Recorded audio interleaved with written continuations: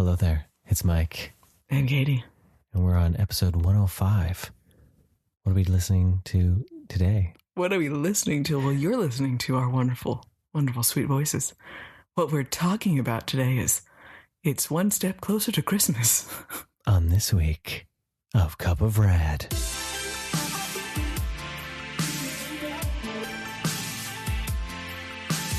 Hey, everybody.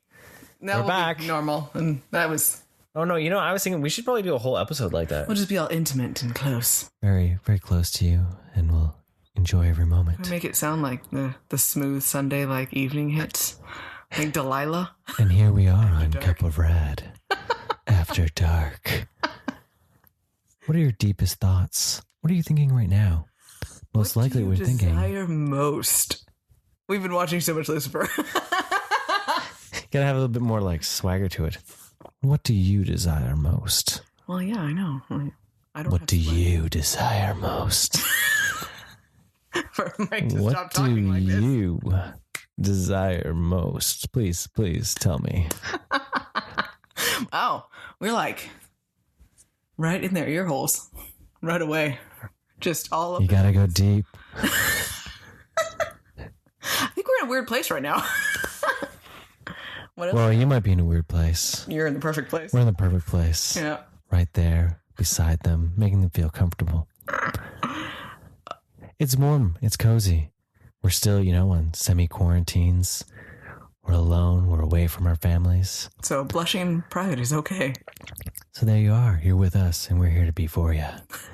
If you're on the toilet, hey, good job. You did it.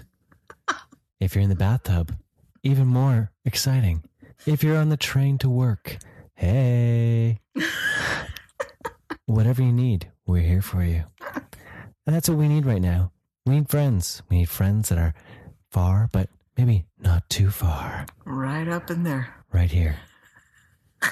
Because it's difficult time still. And it's going to be a difficult time for a while. So you've got a Cup of Rad. You've got a friend in me. Because, Toy Story was 25 years old. Oh. If I didn't want to make you feel old. Or there are some people who are like, wow, I didn't know it was 25 years old. Man, all those people that saw it in theater, they're old. Yeah, and you're like, damn it. I remember when it came out. Yeah, I was there. Yeah, that's a, maybe we need to do a Toy Story marathon. Not now, because it's Christmas-ish. Toys and Christmas do kind of fit, but yeah, always his birthday. It's a birthday movie. So, yeah. But yeah, 25 years. 25 years for the Toy Story. The story of toys. Buzz Lightyear. Of Star Command. Of Star Command. I've always wanted them to make a live action of that. I think it'd be really cool. Yeah. I really think it'd be pretty awesome. They need to do like a trilogy. They need to break it down. Like the first one would just He doesn't just want the one. He leave it to Mike to go grand. It's like, you're gonna make it. If you're going to do it right. Because if you only ever plan to do one, it usually is like... There's too much going on. Or it never continues. Or they make it and it's really good. No, or it's really good. And then like, oh shit, we should have done a second one. And then the second one's crap because they weren't planning on it at all. So there's that. Yeah. I think it should just be like Buzz Lightyear should be the first one. Mm-hmm. And it'd be like the idea that, his father was was part of the Space Corps, and he finds like this old rickety suit in like their garage or whatever, their space garage. I don't know what they're called. I like space garages. Well, I don't think he was from Earth technically. Right. So then like he finds it and he's like, treat it like the Green Lantern idea where he like gets a suit, like the maybe like the Ranger Corps is like broken and like not around anymore. Mm-hmm. So he puts on the suit and then he's got to be like, become the hero, right? And Zurg's like terrorizing, right? So then you have your first movie where it's like the rise of like a new hero to bring the Space Rangers back. So they can't make Green Lantern properly, but they could make Buzz Lightyear. Well, they might make Green Lantern eventually. I know. But then it'd be like the second one would then be like Buzz Lightyear Space Ranger. So like the idea that after the events of the first one, then it's all like big and grand and back kind of it, and it's like glory kind of like feel where like it's the second second Renaissance rise, or whatever, right? Of the corpse, and like you get to see more like the polished Buzz Lightyear, like what we would expect the toy to be based on. Okay. Right. And then the third one would be Buzz Lightyear of Star Command, where like we jump forward a few years after we think Zurg has died, right? And you find out that Zurg was his father and all that, like the Toy Story 2 feel, right? And that Buzz is now like on the high command. He's not necessarily doing missions, but maybe he's going to come out of retirement to train the rookies and then use those like rookies that were in the cartoon. You know, the XR and all those guys that they had in the cartoon that they had. Oh, okay. And then, like, you know, they die as the hero's death, and then the mantle's passed on to a new ragtag group of. So. Okay, so Disney, you hear that, right? Make it happen. I took my tinfoil hat off. They should. I know, right? Right? So. You're sending your brainwaves out to the universe, right? They tend to listen to that. That's what I would do. That's a story that I would tell. I keep the suit simple, too. Make it look like the toy, but just make it live, right? Yeah. So, I don't know why. Well, yeah, that's what we're talking about. We're talking about 25 years of Toy Story. Well, speaking of another thing that is nearly that old, was that 22 years old, that is now back. That's right. It's time for Animaniacs. Animaniacs is back. It's on Hulu. Yes. We were so excited that Teletoon of Canada here ended up showing it on the exact same release date. Like, I couldn't believe that they played 5 episodes. There's like 8 episodes in the series. Yeah. So they played 5 episodes, and then the next ones come out like every week or something. Yeah, like I'm just blown away. We watched 2. And what do you think of the Animaniacs reboot? I was laughing my ass off. She was hysterical. I think she peed a little bit. That's accurate. You know what? It is hilarious, and it is so self-aware. It is major meta. Oh my goodness. Like Kiddo was amused by some of it, but so much of it went over his head. Yeah. Which is understandable too, because it's definitely still geared to our age, the original fans. Yeah. Well, it's got to be relevant enough to get new fans, but not so relevant it gets rid of the adults who are now dads that are making their kids watch the show. That's still part of our demographic. But it's still so... There's so much good commentary on the world right now. The opening, they did a new song because they find out that they've missed out on 22 years. Yeah. And they take a tablet, an easy swallow tablet, which is a tablet. Has contains the sum of all human knowledge. Yep, the internet. So Yakko eats that. And gets electrocuted, and he knows everything, so then he sings a song. Yeah. About everything that's kind of gone on. You're gonna miss the song! It's just, it's a really well put together song. We had to listen to it twice. Yeah. And I think we still missed stuff because you're laughing as you're listening. Yeah. And they pull no punches. No. They pull no punches in the show, which is pretty wild being that it's only an 8+ show. There was the one joke we looked at it, so like, holy crap, I can't believe they just said that. Because they're like, what do they use the internet for? Well, I'm pretty sure I know the answer, but I don't think I'm allowed to say that. Yeah, the Pinky and the Brain one. And I was just like, oh my goodness. That is fabulous. Right? Because Kiddo's like, what? Yeah. You're like, cat videos. Don't push it. Yeah. Silly cat videos. Jeez. We aren't totally lying. Depends on what kind of pussy you're talking about. But no, yeah, no, there's a lot going on in that episode, and they make some political jokes, and they're hilarious. Yep. And they it's worth watching. If you've got Hulu, definitely, check it out. It's still weird. I liked how they... Weird in a good, so like weird as quirky weird. Not. I liked the first Pinky and the Brain one was really funny. Yeah. It took a great play on the fact that they've... the 22-year jump feel. Yeah. And really relevant commentary for the idea of being able to, with our phone usage and everything like that. It's enough to the point where like, oh yeah, we are like that, where it kind of makes you laugh at yourself too. And the world that we just get caught up in that you can't really help it. Yeah. Right. And so that was interesting. And the second episode, I was curious to see if it would be a little less in your face about the gap and the time frame, right? And it goes into traditional Animaniacs territory where they're just telling random stories. Yeah, and they still managed to bring some current event talk into it. Benedict. You know how many times he had to say that until I realized I was like, oh, now I get the joke. Because I even thought of it, and then I was like, and then I put it together. I was like, wow, how did I not see that earlier? Right. But yeah, it's worth it if you have the access to it. If it's on, look for it. Get Hulu if you need to. I think it's worth it. Watch it now. I think it is, because it's funny to see. Like, be prepared to laugh, and also you can't be too sensitive. You have to be open to their views, their social views of things. Let's be honest. They made 2 jokes in 2 episodes, so I'd be curious to see if they do keep going. Yeah, about a certain 45th person. Yeah. So yeah, we watched that, and that was really exciting. So I'm looking forward. We had to make sure we didn't binge it, that we held off a little bit more on it. Try to enjoy it, because if there's only 8 episodes for the first season, I really don't want to have to wait another 4 years, because how long? They've been talking about this since 2018. Yeah. Right. So.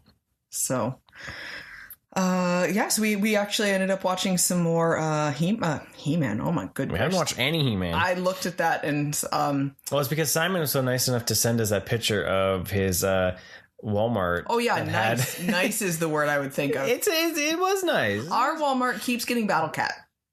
Yeah. And that's it. But I'm pretty sure Santa Claus is going to help me out, so we'll hope. Because he's, big man. Come on, make it happen. All hail the Jelly Fat Man. Thundercats was the word I was going for. We decided to crack into the Mumra Lives. When all of a sudden he has a trusty dog. Yeah. Out of nowhere. Mama? Well, he had him in the Ho movie. The Ho movie. Ho! So far, we've watched 2 episodes of Mama Lives, and I'm definitely enjoying it more than the Thundercats Ho movie, because by this time I would already checked out of that movie one. So this has been better for sure. I'm definitely interested in the loon attacks. Oh. Huh. Uh-huh. Those guys are weird. What was the sudden revelation? Well, it just sounds funny the way you said it. Lunatics? Lunatics? They look, I can't help it. I see them, I hear Luna, I see the moons, and I go to Sailor Moon. The one looks like a Sailor Moon villain. So the freeze chick. The chiller one? Yeah. Yeah, Chiller. Because they went really creative with that name. Oh, yeah. Chiller. And yet she somehow also throws some sort of heat source out of herself as well. Yeah, she blows cold. And her hands are hot. Yep. That seems uncomfortable. So far, yeah. It's definitely interesting because they added the new characters. Chitara got buff. Only in a few scenes. No, it was the weirdest. It's like they forgot that she was a female. And they kind of oh crap, we're throwing She hopped out. The shoulders got huge. Massive arms. And I was just like, what the hell? For half the episode, and then she went back to normal, how she looked. It was so weird. And it wasn't just all of a sudden she had definition. She got swole. She was just I just gotta work out in, and she's all pumped up. Yeah. Maybe that's what happened. Maybe she was just working out. Oh. She's like, you know what? I can run real fast, but I got to get those Don't shoulders. Miss arm day, yeah, right? Look at Panthro, right? Yep. But it is pretty funny. In the first season, they break the sword, and they're like, oh no, the sword gets broken. Now we have to go to a volcano to solve it. Yeah, and they were the only way. And now the sword got broken. And then there's just they didn't even mention that the sword was broken. This is the last few moments of the episode. Looked at the enemy and it was just yeah, you did that. Okay. Yeah. He had no idea that Bengali. They could have fixed it. Yeah. And then he's like, good thing you got a Thunderian blacksmith on your team now. Right? He's like, only someone from Thundera would know how to fix this sword. Good thing I'm on the team, buddy. You know what? Why would they? Does all Thunderians of blacksmith have a certain method, and this sword is not actually special in the way that it's made? Because why would he be taught how to forge that blade specifically? That is a good question for another time, maybe. Because he didn't seem connected to the Thundercats at all. No. So why would he have any Thundercat knowledge? He was just from Thundera. At the same time, they had to, because look how close they were to the king, the ship that was for the royal, like the lords and all that. I guess so, maybe. I mean, I guess it's the peasant, the lowly people that made it's always the lowly people that make the weapons for the royals. So, but it has to be special because the sword grows. So. Yeah, I guess, but then if it allows it to happen, but it's got to be a special blacksmith method, smiting. I don't know, a way to make this for the Sword of Omens, or is it a Thunderian blacksmithing method? Who knows? I have questions. I need answers. This is what's gonna bother her. Like, she's like, I don't know if I can do it anymore. Not the star piece that was brought up or anything like that. No big deal. But no, it's fun. It's the flying evil dog. The ever living mummy. Good. The cat people were fine, but the blacksmithing method, I draw a line. Well, it's like the calling spiders, yeah. So they're not spiders to you. Yeah. Oh, don't get me started on that. Damn it, I forgot. So anyways, we'll shift over to something new that's on Disney Plus. Mm-hmm. The Wonderful World of Mickey Mouse. Yes. So The Wonderful World of Mickey Mouse is basically the sequel series to just Mickey Mouse shorts. I'm assuming they changed the title so that they could stop being on YouTube. I don't know. We believe it's just a legal switch, yes. Yeah, because it was weird for them to suddenly change the name and start by season 1 again when they were 5 seasons into an Emmy award-winning show, right? Yeah. There had to have been a reason. Yeah, and I think it's got to be that to be able to put it on there because they had deals with their TV stations and with their, it shows how all this licensing stuff is so finicky within a company itself. Mm-hmm. But the Mickey Mouse shorts was done by Paul Ruddish, and it's a modern take on Mickey Mouse. Mm-hmm. And that those 5 seasons, they're on Disney Plus, and you can find them on YouTube as well. Well, we've talked before in the past about how much we love it, right? And they have so many throwbacks and kicks to past Disney stuff.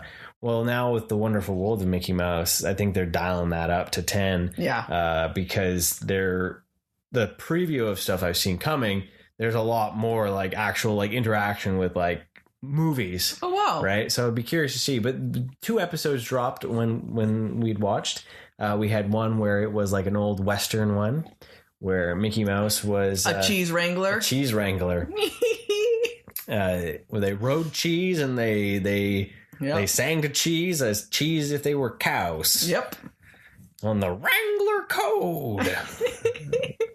So the only way he could control the cheese was his guitar. Yeah. So and then Pete was trying to steal the cheese to make a quesadilla with a giant tortilla. And hijinks ensued, and it is very much the same show before, and it's hilarious. And if you like to laugh, it's worth it. Yeah. Definitely, I think the new Looney Tunes have been funny, but I think the Mickey Mouse stuff hits it on the head better. It's just it's funny. Well, the second one with the House of Tomorrow. The House of Tomorrow there is a scene in there with Minnie Mouse portraits when the AI is going crazy. That was horror inducing, and it was fabulous for something that is a cartoon. Do you want to paint a picture of Minnie, Mickey? I painted them already, and it's just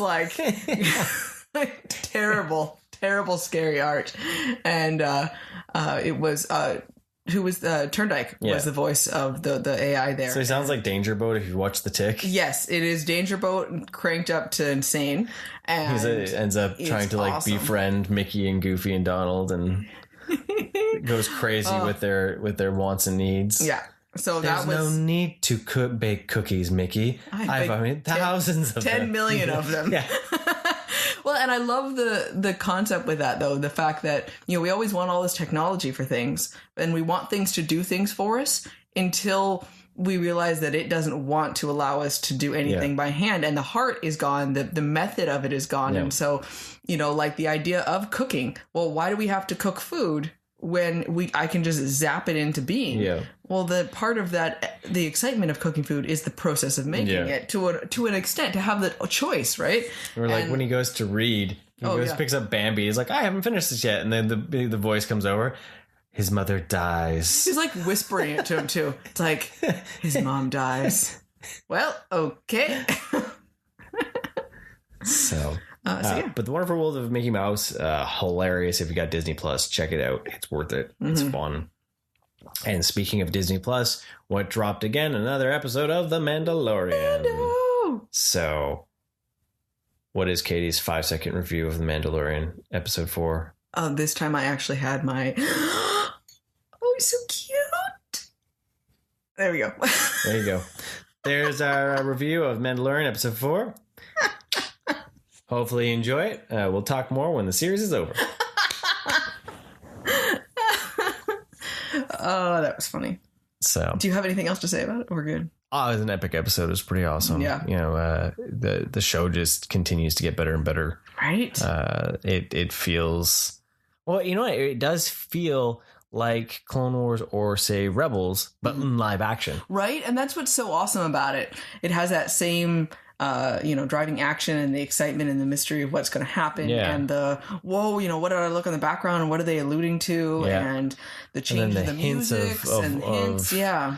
Of classic Star Wars built into it, and then taking those things that you've always wanted to see in live action, like make real, like the Scout Troopers, like, you know, mountain biking it. Right. So like, yeah, that was really cool. You're starting to see the world expand, and you're finally getting it more in live action versus being so centralized. Yeah. And I hope that they can continue this level of quality with any of their Star Wars shows that they're planning on doing. Yeah. Because it's epic. Like, it's worth it. Like Friday night, like, I'm excited. I'm like, this is what I look forward to. Yeah. You know, is Mando Friday nights. Like, I'm like, yeah, let's get going. Like, come on. So then once Mando is done, then we should just go back to Rebels again. So we just always keep a Star Wars for Friday. That's, do that. So that's what we've been doing. It's been fun. That's been the TV right there. Yeah. Oh, TV. So, TV. Oh, yeah. Just a slight touch on the fact that Supernatural is actually finally wrapped up here. 15 years. 15 years of that. Carry in our lives. on my wayward son. There'll be peace when you are done. Lay your weary head to rest. Don't you cry no more. Dun, dun, dun. 15 years of Supernatural. No, seriously though, that beat after that is phenomenal. So, man, I love this song. As we talked about last week, the fact that we thought episode 19 was a pretty good bookend to the series, and we weren't sure how this is going to go. Episode 20 was a clip show and a behind the scenes. Yeah. So a little bit of cop out for saying it was episode 20. We skipped it. And then episode 21, which was actually episode 20, is the epilogue. It's a pure epilogue for sure, in its purest form. And it's good. It's interesting. But I think for myself, it goes against everything that the series always preached. No chick flick moments. Oh, it totally broke that one. Threw it right in your face. Yeah. And I prefer how the ending of 19 was felt better to me. Yeah. Felt more satisfying. Yeah. Alluded to allow me to have my own conclusions of what would happen. Versus being completely told. Well, I think it fit better with the way that the characters had developed into the end here. Yeah. I thought for 19 and I think 21, the epilogue was just a little too force fed. Yeah. A little too clean. It was like, it was made to make you cry. Yeah, it was meant to be like, well, you needed that emotional reaction. Yeah. And to me, there was enough of an emotional reaction. I actually felt more emotional for 19 with the way it ended. Yeah. It made me feel more like I liked the open ending. Yeah. And that's what you needed to focus on because that was what was most important. And I think that there's a certain amount of freedom that showed up and there was some touching moments. By all means, it wasn't bad, but The best thing it was unnecessary. Yeah, it was unnecessary. And that's the biggest thing. Yeah, the best thing of it was the thank you thing from at the very end. Yeah, from them. That was I got most emotional with that. If anything, it's not saying that if you liked it, you're wrong. It's just our own opinion on it, right? And how. And with the characters, like, it was weird because it was like that idea where there's so many episodes, so many series that end, and you're just like, oh, that was anticlimactic. But like when 19 hit and how it hit and what they said in 19, and I was like, yeah, okay, I get this. I get how it's ending. I can kind of see their future in my mind, and I'm good. And now it's like it was the like how sometimes it's like you need to. It goes against like they're showing, not just telling almost, and it took it away from me a bit. Yeah, I was a little disappointed. And that's how we were kind of. Well, it had such a different vibe from the rest of the show, right? Yeah. So it was like it felt out of place. So. Yeah. But as places, when you get to see it, I'd be curious to kind of know your opinion thoughts on and feelings. Yeah. If there's something you saw differently than what we may have seen with that final episode, but it's still a great series. And I think it came out at 93% average. Yeah, it's got one of the highest ratings for like an average. Yeah, which is really impressive for sure. So it's a great horror series, especially for those that are interested in it. I think. Yeah. But one thing that was a nice bonus for me was Sam used to have a shirt off a lot, and that went away, and it was just like, what the hell? There was an unnecessary Sam shirtless scene, and that was a bonus, and he looked so much thinner than he had for so many episodes.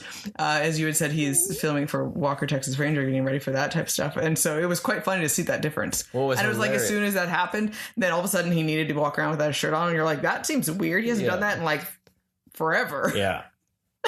So that was gratuitous and unnecessary. I was like, hey, quite funny. I got jacked. But what was hilarious was because as we were watching it, and suddenly he's like, he's thinner, he's jacked.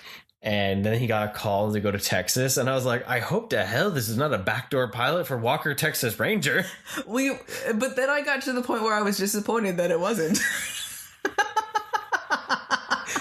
He changed his name to Walker and became... I mean, that would have been really ballsy. I mean, really bad. But it would have been funny as hell. You followed me for 15 years. Come join me on the next show. Right. I just didn't forget angels and demons exist. I was just going to become a regular lawman. Wink. I'm Sam Winchester. Now, Walker. That would have been...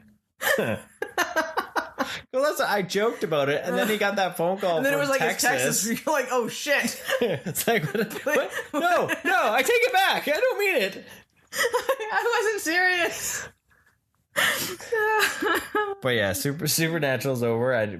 Our shows are dying one by one, and everything's just becoming like streaming wise. It's weird. Yeah. So, but on to the main event. So we're getting ready for Christmas, or we're watching like Christmas movies, because there's a lot of Christmas movies. There's a lot of things. And we didn't go for the cheesy Lifetime ones because we tried. Well, we didn't. Well, we kind of tried. We have picked out a few and tentatively added to my Netflix list. Yeah. Have not committed. Unsure yet. Because we watched one on like the W Network for a moment, and it was... no. It was like Mistletoe Countdown or something. And it's hilarious because they all look the same. The dialogue is literally made for what people believe romance is. It's like that Scooby-Doo quote. It's like someone who's writing who thinks that, well, yeah, it's like what a 40-year-old thinks relationship should be. Right? Or should sound like. It's like, yeah, because the guy came in and he was just like, I'm sorry, I love you. You're the greatest. You're the most beautiful, most powerful goddess on the planet. Throwing myself at your feet. And I'm not worth anything. I'm a worm. I grovel at your feet. We're not worthy. Right. And it was just like, whoa. Yeah.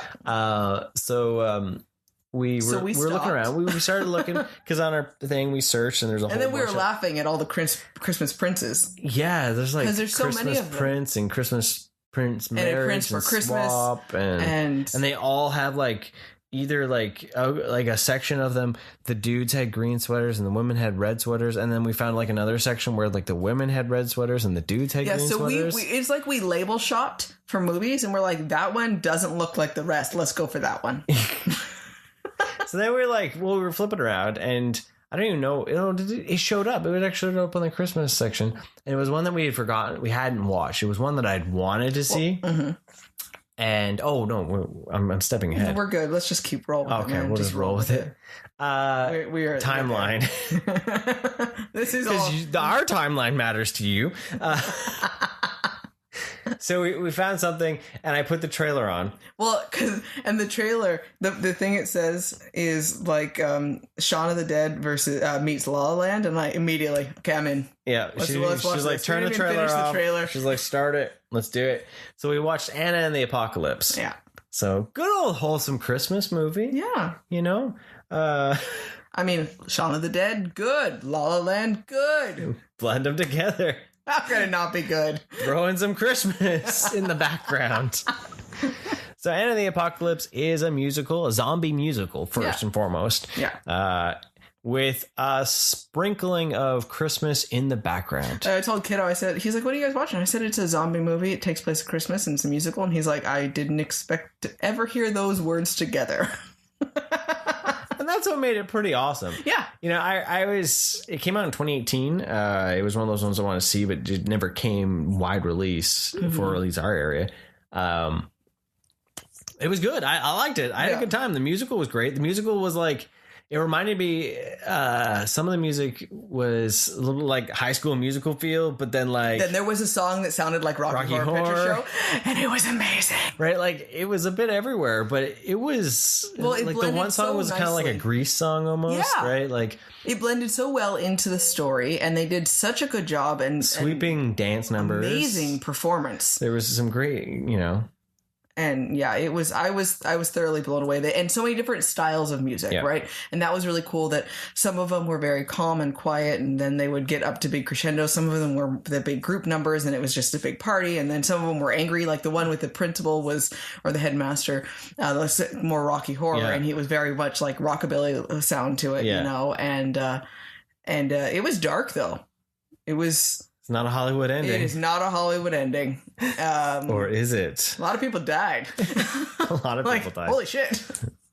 It was, that was definitely a different style where I think it's interesting then because it's like, okay, yeah, it's kind of Christmassy.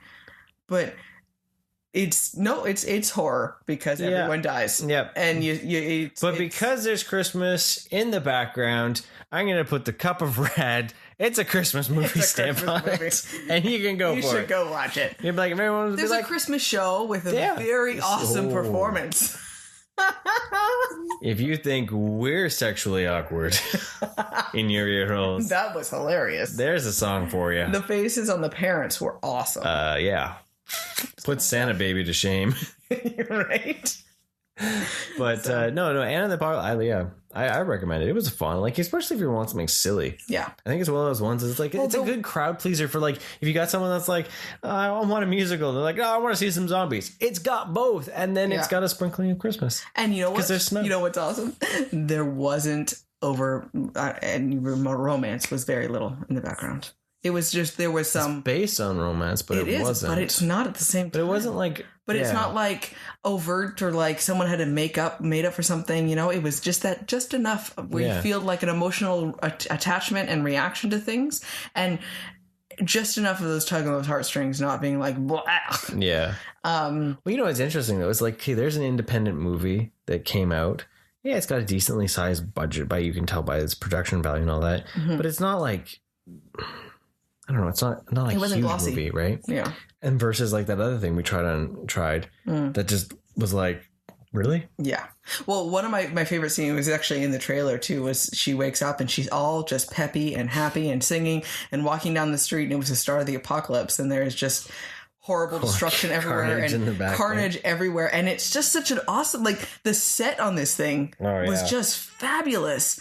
And just the design of it and being able to perform and move around with all that weirdness going on in the background and just the way it comes together and it's awesome. Like I really enjoyed that movie. Yeah. So. Yeah. It's worth a watch if you haven't seen it. It's on Netflix right now in Canada. Yeah. So hopefully if you're into zombies and you're into musicals, and it's just that time of year. Yeah. It's just enough. It's like not like, so Christmas, you're like, oh no, it's Christmas. Yeah. So it kind of goes with like more like last week's movies that there's like Christmas around the movie. Yes, exactly. Like it was part of the reason for some of it happening. Yeah. So. But not the main reason. Yeah.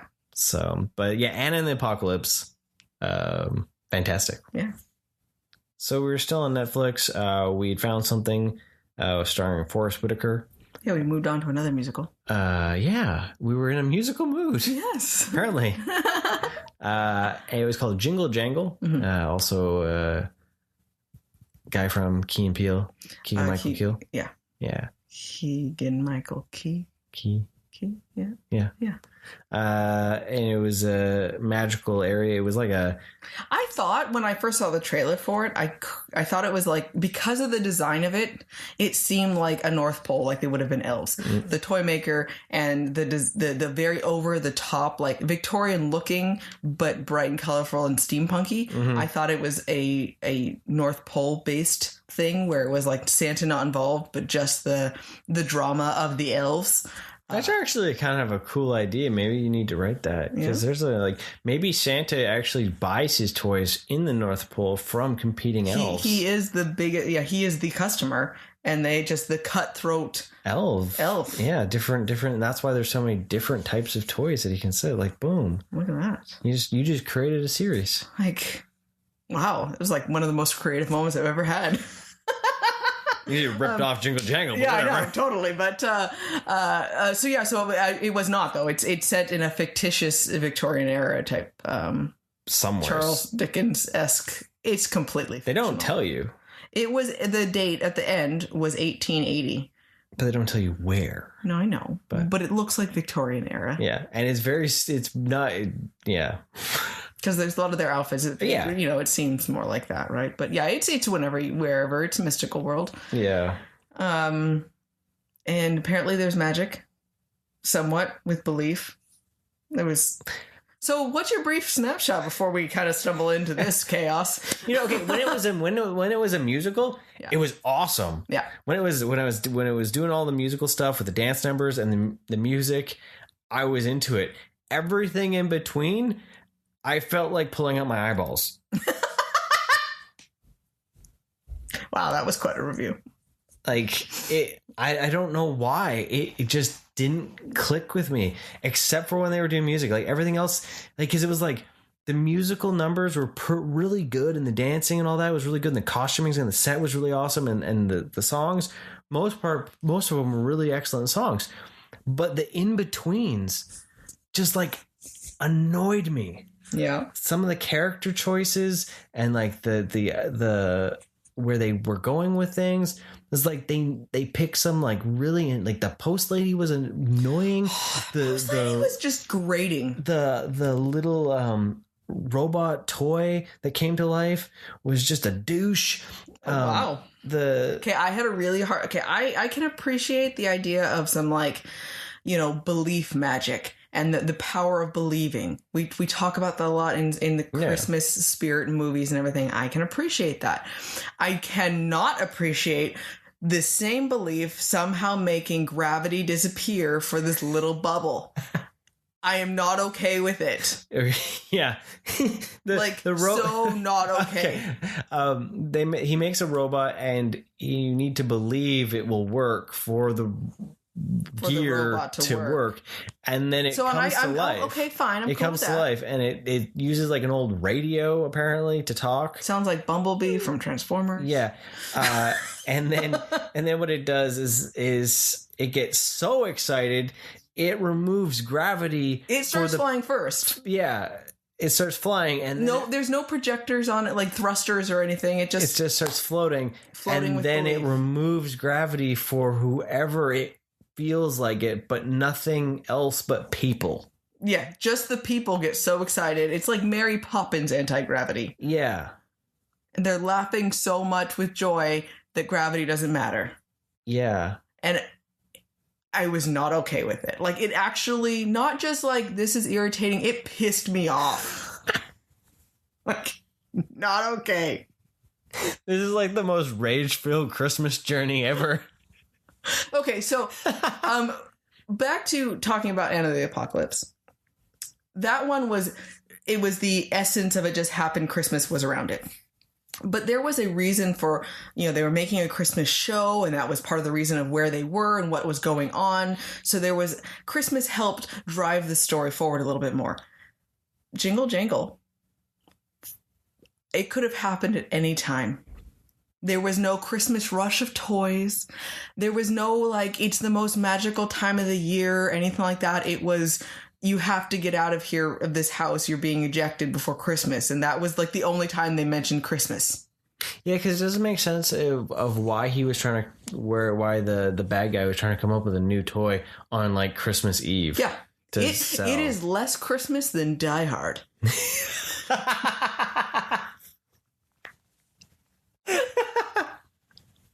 Apparently, I'm much more angry about this movie than I realized, and let myself I think you were holding back. I don't think you realized how much I actually didn't like a lot of the things. Yeah. Like, as I say, the musical numbers and the costuming and all that is most of the acting is really good, but there's just those moments that were just like... Oh, and then the end, because she's telling a story to these two little kids, right? And so she's reading the storybook of the story.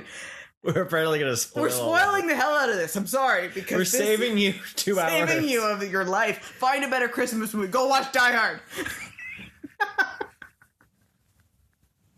Okay, so she's reading this story to these kids, and you find out that she's actually in the story. And so, magically, by the way, the person I've been talking about this whole time is your great-great-grandfather. And I kept this from you for your 12 years of your life. And by the way, that giant factory that you apparently didn't know existed that we can see out our window that's like looming over the entire town. By the way, there's that factory. And you're actually related to the billionaire that lives in the sky. What the hell? Oh, and then the robot showed up and they flew to the factory. Oh, I forgot. More flying. Because you want to test that theory out when the thing barely lifts you off the ground in a room. You're gonna like, hey, let's fly over a ravine. Yeah. Ghost of the Christmas past it over the town. So apparently... So go watch Die Hard. So who cares if you got a 5-year-old? Go watch Die Hard. I'm pretty sure you can find the PG-13 version where he says, Mr. Falcon. Kids will like it. Yippee-ki-yay, Mr. Falcon. That's such an awesome edit. Yeah, at least they were creative. They were very creative rather than just bleeping it out. Yeah. Like they tried to do in the fourth one there where they just bleeped it out by the gunshot. Yeah. So Jingle Jangle. That was review. That was not our favorite of what we watched this weekend. Apparently that turned into a little wee bit of cup of rage. There was a little bit of darkness in your coffee.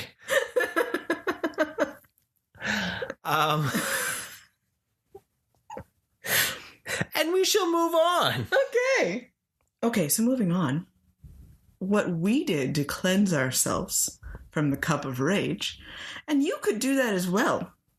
Because I'm sure you've already watched Die Hard after our last episode.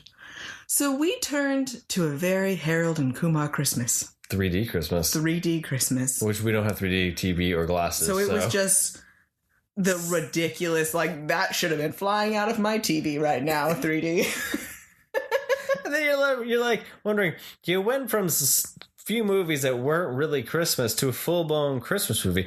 Well, the reason for that is we decorated for Christmas. Yes. And I know some people might go, oh my God. Well, I've been tired. It's been busy.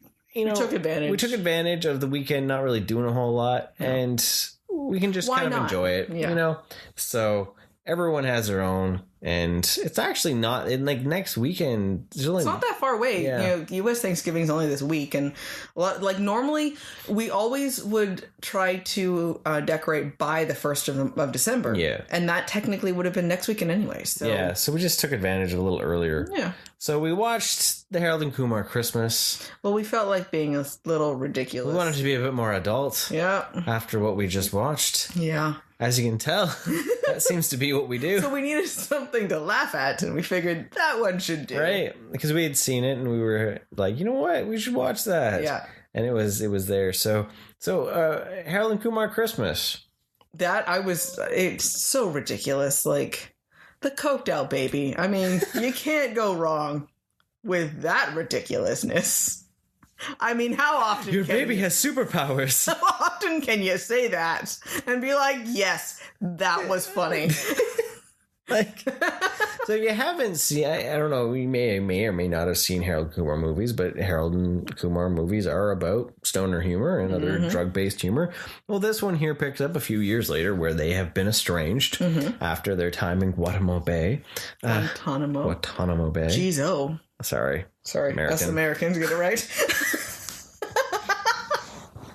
I don't know what to say there. I'm too old to be. So they've decided to part ways. Yeah. And Harold has become very successful in his 2 years away from Kumar. Married, big old house, getting ready for Christmas. With a terrifying father-in-law. Yeah. Danny Triage is who would be a terrifying father-in-law. Right? So he's trying to impress him because he loves Christmas, and brings his own tree that he's been growing for 8 years. Yeah, and the entire family. Kumar is high as can be. And, the movie starts with him sitting on Santa's lap and skipping the line to sit on Patton Oswalt as Santa's lap, and when all the parents start yelling, the joke is, your son will get his turn to rub his asshole on his cock. So it's like, oh my god, oh yeah, that's the kind of movie it is. That's the ride we're in for. Yes. And I've watched the movie before. We've watched it, and it's still funny. Yeah. Like, it's one of those ones where you just laugh at it. And I think sometimes you need that adult humor of just pure ridiculousness and vulgarity to almost just reset your brain sometimes. Yeah. At least that's what works for me. Well, I also too, I think it's hilarious. Neil Patrick Harris is himself, quote unquote, in it, yet he is so not himself. Like, he's such a douchebag. Yeah. And like this one in particular, for the fact that he's like literally making fun of himself so badly by saying that he is pretending to be gay in the outside world, and he's actually just a complete sleazebag. Right. And it's just, it's ballsy and impressive of him. I think it just shows the type of person that he is, that it's just like, whatever. He's been through funny. So much. Yeah. And I think it's so, because he's still so much the Barney feel from How I Met Your Mother with the I'm the most amazing person in the world. Right. And it's so funny that he lives that almost. Yeah. And I think that's awesome. Well, it's just hilarious too, because like they make fun of those ideas that like you nowadays with how cancel culture hits you when allegations hit you. The fact that like in the movie he's playing himself, basically sexually harassing. Like so badly, like super creepy and horrible. Don't worry, in about 3 minutes, 35 seconds, I'm gonna spray lotion on your back. Hot lotion on your back. Oh god. Kudos on the woman for figuring out quickly enough that something was not right. Way to make it not trust gay men who are like really okay with you being naked around them. Like, yeah. But yeah. Oh, but the party and the Russian or no Ukrainian gangster, the party there, and just such a it goes from bad to worse. Like, it's a calamity of errors. Yeah, it is just like literally like one thing goes wrong after the next, after the next, after the next, and then I shot Santa because Santa's real, and I shot him. Like, I love his recap, Harold's recap to his father-in-law at the end.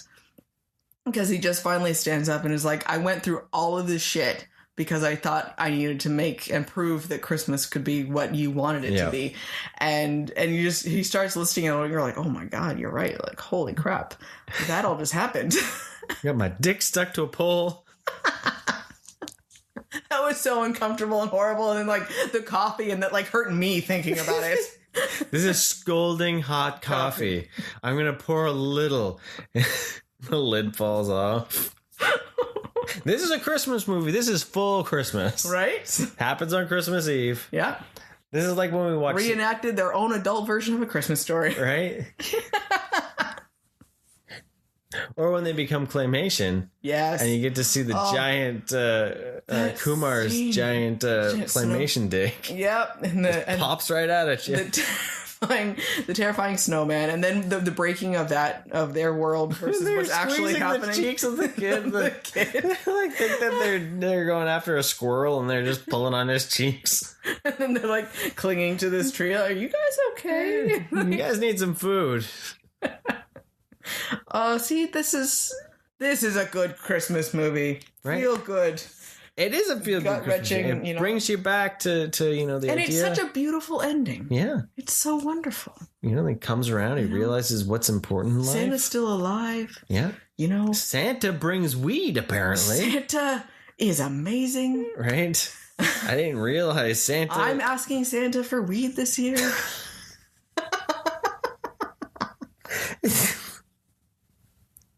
Mike's face right now is fabulous.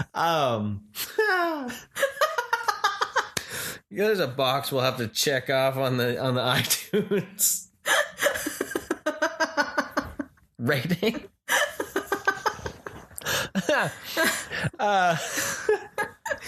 But it's legal in Canada, so it's okay. We can say that. Yeah.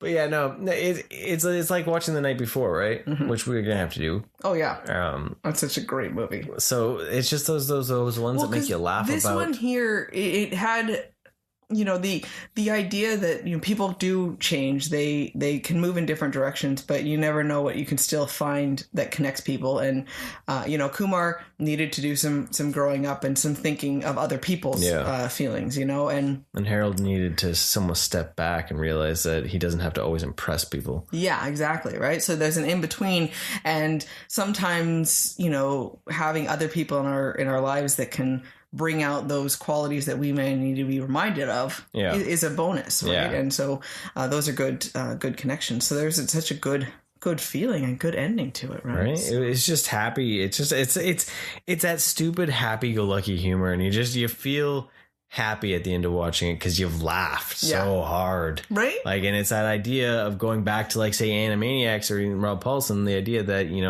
laughter is the best medicine, right? The refills are free and you can't OD.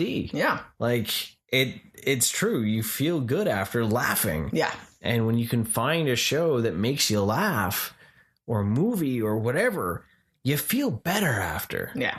And you feel ready to take on the world. Well, yeah, we need so much of that still. So and that's a great thing. To all the stress we feel now in our world can be removed with laughter. Yeah. And then your immune system will feel better because you've been laughing. There you go. See? So it's an immunity booster. So you find all those things that make you laugh, especially movies like that, and you'll watch them, and then, it'll go away for a few hours. So go watch Anna and the Apocalypse. Go watch Die Hard.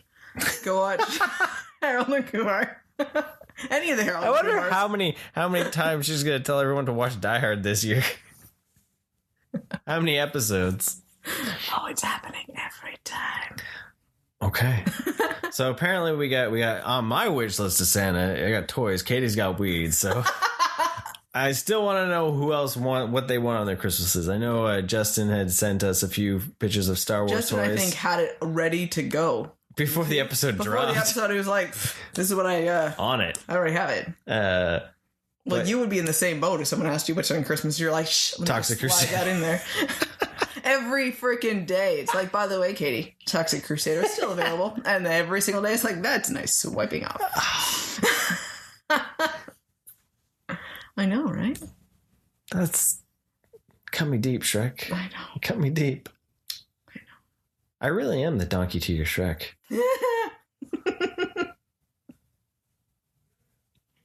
In the morning, I'm making waffles.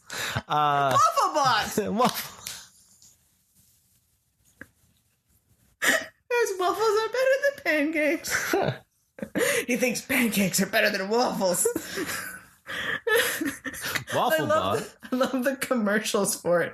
Where the children are like, the syrup is scalding hot to the point where it like melts their hand, and everything is just so extreme. Dangerous and extreme about making waffles until the waffle bot comes along. Yep. It saves your life, man. Yep. I mean, a little waffle servant, man, would be awesome. To just roll up and hand you a waffle? Yes! Like, oh my God. It's amazing. Where's Pizza Bot? Pizza Bot would be fabulous too. Right? I would like to know. Burger Bot, Fry Bot. You know, you have to actually like refill the ingredients in Waffle Bot. And that seems cumbersome and messy because you also would have to clean Waffle Bot. No one talks about those types of upkeep. Well, when they bring out the Waffle Bot movie, we'll find out. Correct. There you go. The guys that made Hair on Kumar. Where's the Waffle Bot spinoff? Yep. That's what Katie wants to see. Along with merchandise with it. Preferably Waffle Bot. It's pretty impressive for only $40. I don't know how they do it. Right. Anyways. But yeah, go watch those because those are our stamped couple rad approved Christmas movies. We've had a fun week. We've been, just doing it, like that. We're just, everything's Christmas decorated. We're just going to keep moving on into that. We're going to be celebrating American Thanksgiving. Yeah. Kiddo's very excited for Animal Crossing Turkey Day. Yeah. I think we're going to watch Planes, Trains, and Automobiles. So we're going to we'll have other Christmas probably, but we'll have like that suddenly Thanksgiving. Yes. Is in your ear holes. And then we're back to Christmas and telling you to watch Die Hard. But you didn't think I could fit that in there again, now did you? That's what she said. Because she did. So, should we wrap this up? We should. We should. I think we should be done. We've insulted your ears enough. No, we haven't. Those smooth, it could be worse. Salty sounds in your ears. You know what? If you're in the States and Thanksgiving is coming up for you, stay safe, be smart about it. Try to make sure you think of others, not just yourself. Think of everyone. Try to, and even in Canada or wherever you are, try to stop the spread. It's pretty fun to stay home and watch movies because we do it every weekend and every night. Right. Find one of those big ass long shows like Supernatural. That's 15 seasons. That'll take you a long friggin' time. Yeah. And you'll be inside not coughing on other people. Binge the crap out of that stuff. Doctor Who. There's many things out there that you can keep your at home. Like get a book. Lucifer still. Think of all the books you could read. Yeah, tons of books. Libraries are still open. Get some books. Just chillax at home so we can get through. We're getting there. So there's my little soapbox. But you know what? Happy Thanksgiving to those in the United States that speak American-ish. My friends and family and all my loved ones. It's like you're going to cry. No, it's okay. Okay. We're going to make I'm trying to make a Thanksgiving dinner, and so far it's not working. Like the supplies, they're like, what are you needing that stuff for right now? Not now. And you got to wait at least a couple of weeks. So I'm going to go scour some other grocery stores and see if I can find some things. It'll be fine. It'll be good. Figure it out. But either way, All right, people. Stay rad. Thanks for joining us, everyone. Have a wonderful day. Thank you for listening. Want more rad content? Follow us on Facebook, Instagram, and Twitter. And don't forget to subscribe, rate us, and leave us a review. And remember, be excellent to each other and party on, dudes!